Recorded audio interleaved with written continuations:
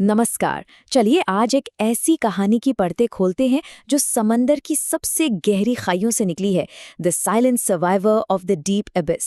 देखते हैं कि इसके अंदर कौन से राज छिपे हैं और ये कहानी असल में हमें बताना क्या चाहती है।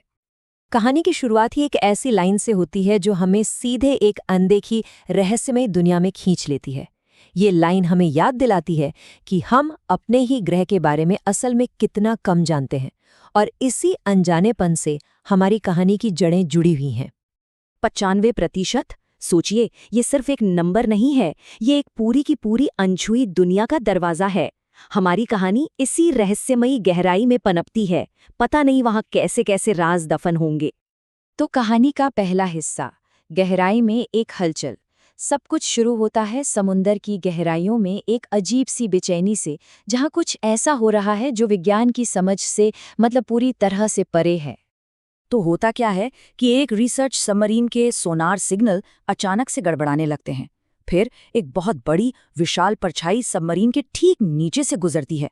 और इतना ही नहीं, किनारे पर मछुआरे भी शिकायत कर रहे हैं कि समंदर का बर्ताव बहुत अजीब है और 3 दिन से उनके जाल बिल्कुल खाली आ रहे हैं। मतलब कुछ तो है जो बहुत गलत हो रहा है। और अब इस साइंटिफिक मिस्ट्री में एक नया एंगल जुड़ता है, लोक कथाओं का। एक बूढ़ा मछुआरा इस अनदेखे खतरे को नाम देता है महादानव, जिससे ये डर और भी हकीकत जैसा लगने लगता है। दूसरा हिस्सा, एक नामुमकिन थ्योरी। अब कहानी एक ऐसे मोड़ पर आती है जहां विज्ञान और विश्वास आमने सामने हैं।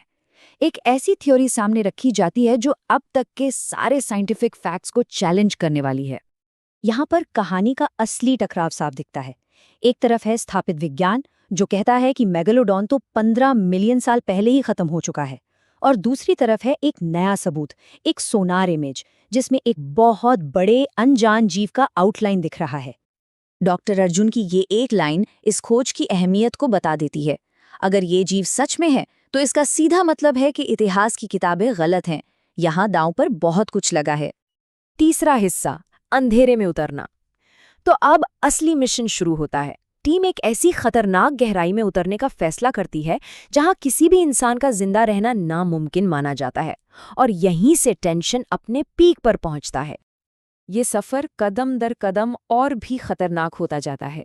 जैसे जैसे सबमरीन नीचे जाती है, पानी का दबाव बढ़ता है, गहराइयों से अजीब अजीब आवाजें तेज होती जाती हैं, और 11,000 फीट पर वो उस जोन में पहुंच जाते हैं जिसे अनसर्वाइवेबल जोन कहा जाता है।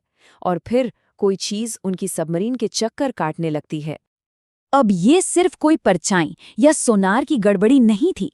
टीम को पहला एकदम ठोस सबूत मिलता है। समंदर की एक चट्टान पर एक बहुत बड़े शार्क के दांत का निशान।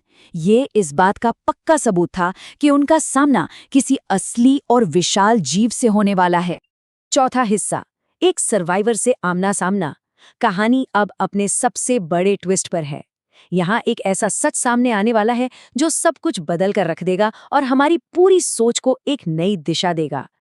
तो इस मोड़ पर हम सबके दिमाग में एक ही सवाल आता है, क्या ये एक मॉन्स्टर का हमला होने वाला है? आमतौर पर ऐसी कहानियों में तो यही होता है ना? लेकिन ये कहानी कुछ अलग है। और यहीं पर कहानी पूरी तरह से पलट जाती है। डॉक्टर अर्जुन को एहसास होता है कि ये विशाल जीव उन पर हमला नहीं कर रहा, बल्कि वो खुद उनसे डरकर छिपने की कोशिश कर रहा है। ये एक शिकारी नहीं, बल्कि खुद शिकार बना हुआ है। और इसी एक खुलासे के साथ मेगालोडॉन की पहचान पूरी तरह बदल जाती है। वो कोई दानव नहीं, बल्कि एक सर्वाइवर है। एक ऐसा जीव जो लाखों सालों से मुश्किल और खतरनाक हालात से लड़कर अपना अस्तित्व बचाए हुए है। पांचवा और आखिरी हिस्सा, मेगालोडॉन की चेतावनी। तो सवाल अब ये है कि अगर मेगालोडॉन खतरा नहीं है, तो फिर असली खतरा क्या है? कहानी का ये आखिरी हिस्सा हमें इस रहस्य के असली कारण और कहानी के सबसे गहरे मैसेज तक ले जाता है। असली खतरा मेगालोडॉन नहीं, बल्कि हम खुद हैं। हमारी इंडस्ट्रियल ड्रिलिंग और पानी के नीचे हो रहे धमाकों ने उसके घर को, उसके इकोसिस्टम को तबाह कर दिया है, और इस प्राचीन जीव को अपने घर से भागकर सतह की ओर आने पर मजबूर कर दिया है। कहानी का अंत एक बहुत ही पॉजिटिव कदम के साथ होता है। इस खोज के बाद उस गहरे समुद्री इलाके को ऑफिशियली एक संरक्षित क्षेत्र घोषित कर दिया जाता है, ताकि उस जीव को और परेशान न किया जाए। और माया का ये आखिरी डायलॉग असल में पूरी कहानी का निचोड़ है। मेगलोडॉन की ये कहानी सिर्फ एक रोमांचक किस्सा नहीं, बल्कि एक चेतावनी है, अपने ग्रह के प्रति हमारी जिम्मेदारियों के बारे में एक वार्निंग।